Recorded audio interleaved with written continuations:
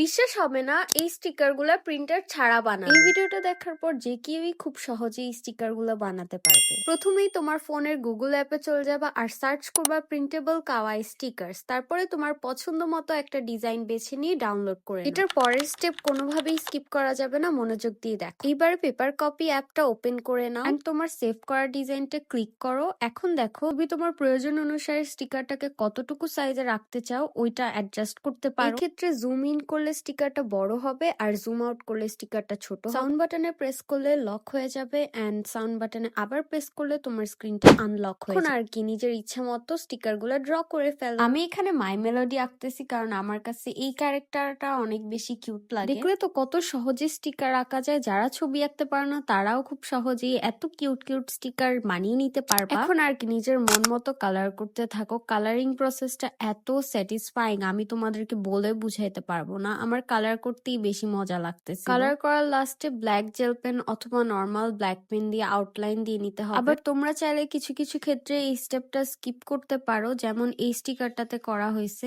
And এটার পরের স্টিকারটাতেও আমি কোনো আউটলাইন করি নাই। সবগুলো স্টিকার কালার করার পরে এত সুন্দর লাগতেছিল, দেখে মনে হচ্ছিল কি যে আমি এখনই দোকান থেকে প্রিন্ট করাই নিয়ে আসছি। তোমরাও চাইলে আমার এই স্টেপ গুলা ফলো করতে পারো। স্টিকার গুলা যাতে ওয়াটারপ্রুফ হয় এন্ড চকচক করে তাই আমি এখানে টেপ লাগাই নিছি, বাট তোমরা চাইলে স্কিপও করতে পারো। আর এখন ফাইনাল স্টেপের পালা, সেটা হচ্ছে এই স্টিকার গুলাকে লাগানোর জন্য ডাবল সাইডেড টেপ ইউজ করতে হবে। তোমরা যদি ডাবল সাইডেড টেপ না ইউজ করতে চাও তাহলে আমার এই ভিডিওটা দেখে আসতে পারো। যাদের কাছে ডাবল সাইডেড টেপ নাই তাদের জন্য আমার এই ভিডিওটা অনেক হেল্পফুল হতে চলছে। দেখলে তো খুব সহজেই এত কিউট কিউট স্টিকার বানানো যায়। আর স্টিকার গুলো এতই অ্যাস্থেটিক, আমার মনে হয় না যে এই ভিডিও দেখার পরে তোমার আর বাইরের থেকে স্টিকার কেনা লাগবে। সবগুলা স্টিকারে আমি এখানে স্যান্ড্রিও ক্যারেক্টারের থিমের মধ্যে রাখছি। তোমাদের কার কার স্যান্ড্রিও ক্যারেক্টার গুলা পছন্দ? আমার তো এগুলা অনেক কিউট লাগে। এই ভিডিওটা যদি তোমাদের কাছে হেল্পফুল লাগে তাহলে এরকম আরো ভিডিওস পেতে আমার চ্যানেলকে সাবস্ক্রাইব করে রাখো। তোমরা আমার নেক্সট ভিডিও কি টাইপের দেখতে চাও ওইটা কমেন্ট সেকশনে কমেন্ট করে দাও, তাহলে আমি সেই অনুযায়ী তোমাদের জন্য সুন্দর সুন্দর ভিডিও নিয়ে আসবো। আর হ্যাঁ, একটা কথা না বললেই না, তোমাদের যদি এই ভিডিওটা কাজে আসে তাহলে তোমরা